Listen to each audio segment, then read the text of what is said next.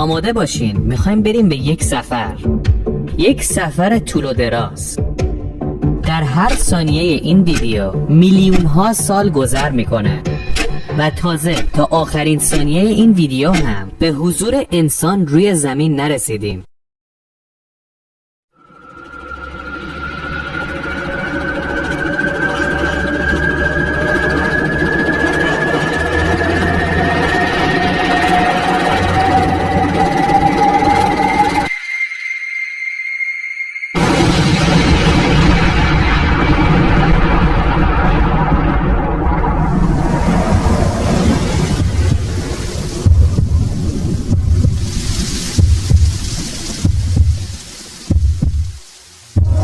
صدها میلیون سال بعد از انفجار بزرگ، غبارها و گازهای کیهانی دارن به هم نزدیک میشن تا اولین ستاره های کیهان تشکیل بشه.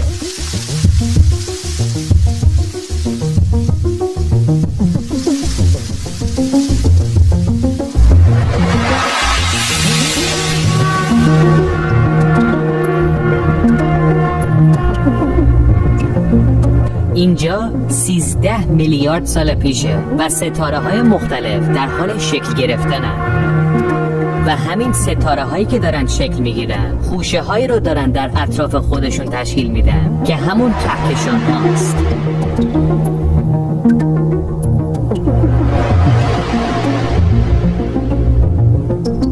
اینجا 12 میلیارد سال پیشه. بعضی کهکشان ها خیلی نزدیک به هم شکل گرفتن. جاذبه اونها در حال تأثیر گذاشتن روی همدیگه است تا اینکه بالاخره میکشن خودشونو تو همدیگه.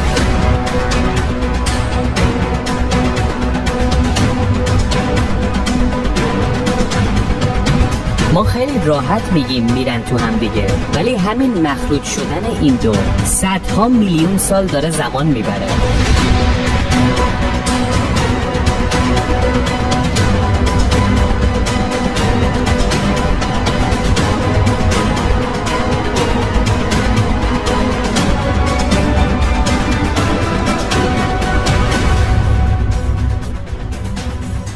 میرسیم به 11 میلیارد سال پیش، موقعی که کیهان یک جوان 3 میلیارد ساله است.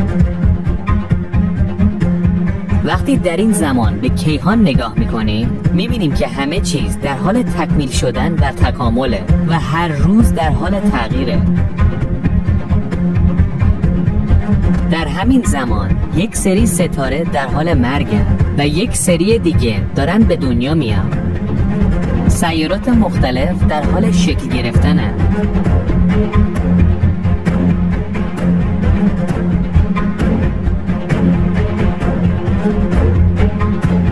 میرسیم به 10 میلیارد سال پیش. کیهان نزدیک به 4 میلیارد سال عمر داره. سازنده این کیهان به اشکالی که داریم میبینیم جاذبه است. جاذبه است که داره به همه چیز شکل میده، اما همین جاذبه مخربم هست، به خاطر اینکه نیروی یک نواخت وارد میکنه و به هیچ چی هم رحم نمیکنه.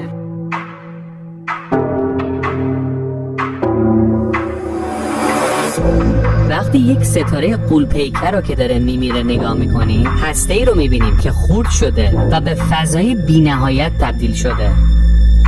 همون چیزی که بهش میگیم سیاهچاله.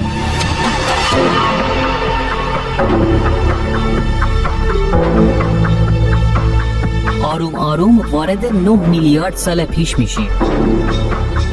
خیلی از ستاره شناسان معتقدند که سیاهچاله ها پرقدرت ترین اشیای کیهانه، به طوری که یک ستاره غول‌پیکر رو به راحتی مثل ژله میبلن. اما این سیاهچاله کل ستاره رو که نمیتونه در آن واحد بکشه تو خودش. سیاهچاله ها نه تنها قدرت زیادی دارن، بلکه صبورم هستن. برای اینکه یک شی غول‌پیکر رو بکشه تو خودش، از یک گوشه شروع میکنه و از همونجا یک اتوبان 8 بانده میسازه. اتوبانی که شیره جون اون ستاره داره از مسیرش میاد میره تو سیاهچاله. در این مرحله دیگه کار اون ستاره تمومه.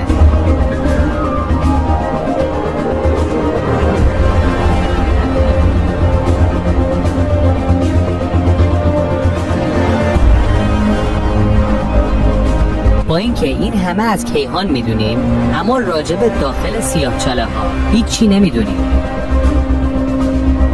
فقط اینو از سیاهچاله میدونیم که به قدری جاذبه‌اش پرقدرته که نورم نمیتونه ازش فرار کنه.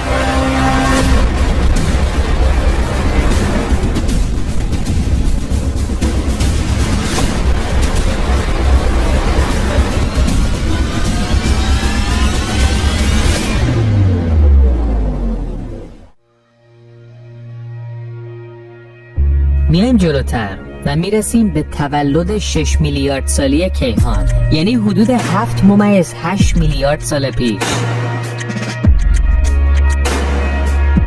هر ستاره‌ای رو که ببینیم این اصل درش هست که انرژی میخواد ازش خارج بشه، جاذبه میخواد جلوشو بگیره. و همین بکش و واکش میلیاردها سال ادامه پیدا میکنه تا اینکه بالاخره اون ستاره عمرش تموم بشه و توسط ابرنواختر منفجر بشه.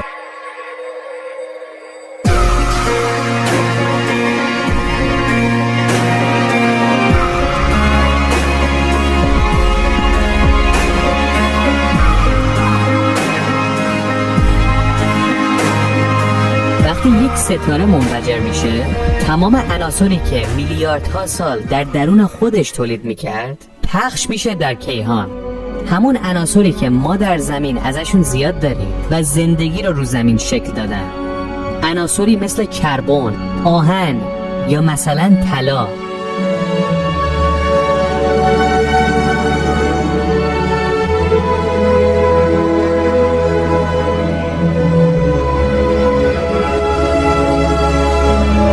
ستاره های منفجر شده در کیهان از خودشون سحابی به جا میذارن که در اصل گاز، غبار و پلاسماهای فضایی هستند و همین سحابی ها هستن که نسل های بعدی ستاره ها رو تشکیل میدن.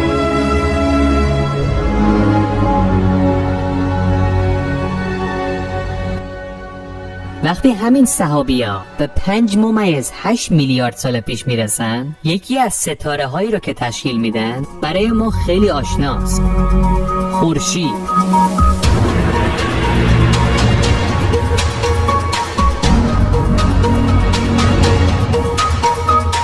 وقتی میرسیم به 5 میلیارد سال پیش، دور این ستاره خورشید نوجوان سیاراتی در حال شکل گرفتنه، تا اینکه 4.6 میلیارد سال پیش یک کره منحصر به فرد در اطراف خورشید در حال شکل گرفتنه: زمین.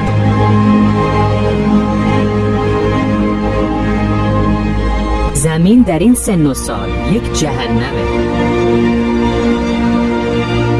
ولی با این وجود زمین در بعضی از نقاط در حال سفت شدن و خنک شدنه. ولی با این حال زمین در تصرف آتشفشان هاست.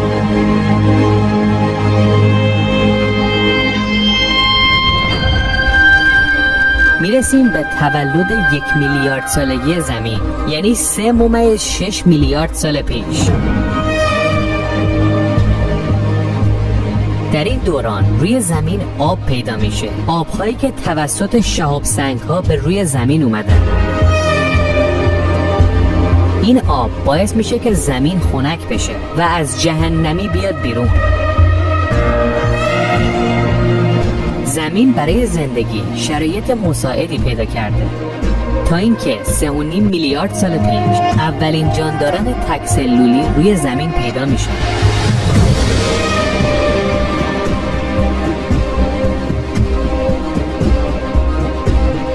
در این دوران همین تک‌سلولی های بسیار ساده پیچیده ترین زنده ها در روی زمین بودند. وقتی زمین به 2.5 میلیارد سال پیش میرسه، تو آبهای زمین میکروب هایی پیدا میشن که بهشون میگن میکروب های اکسیژن ساز و همین میکروب ها طی میلیون ها سال اکسیژن تولید کردن و فرستادن تو جو.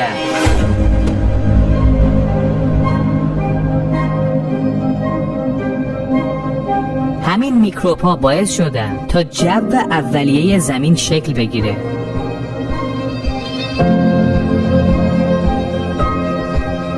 همین میکروب ها یک کار مهم دیگه هم انجام میدن. اونها با اکسیژنی که میساختن باعث شدن که تک سلولی ها تبدیل به چند سلولی ها بشن و همینجاست که میتونیم بگیم زندگی پیچیده در روی زمین در حال شکل گرفتنه، اونم در 1.5 میلیارد سال پیش. یک تئوری وجود داره که در 1 میلیارد سال پیش زمین کل کره زمین یخ میبنده و میگن بدترین عصر یخ کره زمین در اون دوران بوده. با این وجود این جانداران تک سلولی و چند سلولی زیر یخ‌ها دارن به زندگیشون ادامه میدن و برگشت پیدا میکنن.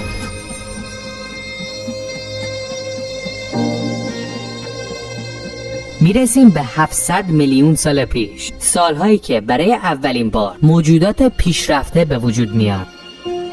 هرچی میریم جلوتر این موجودات پیشرفته تر و پیشرفته تر میشن. 500 میلیون سال پیش این پنچشمی ها روی زمین پیدا میشه و اولین سوسک‌ها پا به عرصه وجود میذارن، سوسک‌های ترایلوبایت. و همینجور میان جلوتر و جلوتر تا میرسیم به دوران دایناسورها 245 میلیون سال پیش.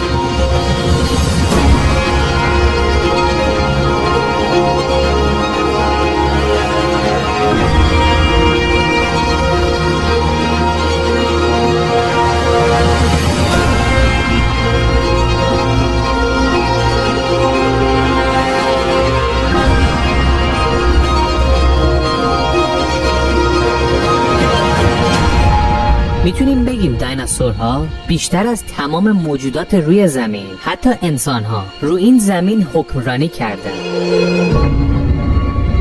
اونها 180 میلیون سال مالک این زمین بودن. باید بدونید که ما از روز اولمون هنوز به 3 میلیون سال حضور روی زمین نرسیدیم. 65 میلیون سال پیش دایناسورها منقرض میشن و زمین خودشو میتکونه برای یک سری موجودات جدید، موجوداتی مثل این پرگاتوریوس که اولین نخستیسان روی زمینه. باز هم میگذره، میلیون ها سال دیگه رد میشه میره تا میرسیم به حدود 3 میلیون سال پیش که اولین انسان ها که آسترالوپیتکس ها هستن روی زمین پیدا میشن. باز هم زمان میگذره و میره جلو، تمام موجودات زمین ادامه به فرگشت میدن تا میرسیم به امروز سال 2023. اما تغییر باز هم ادامه داره و هیچ موقع متوقف نخواهد شد.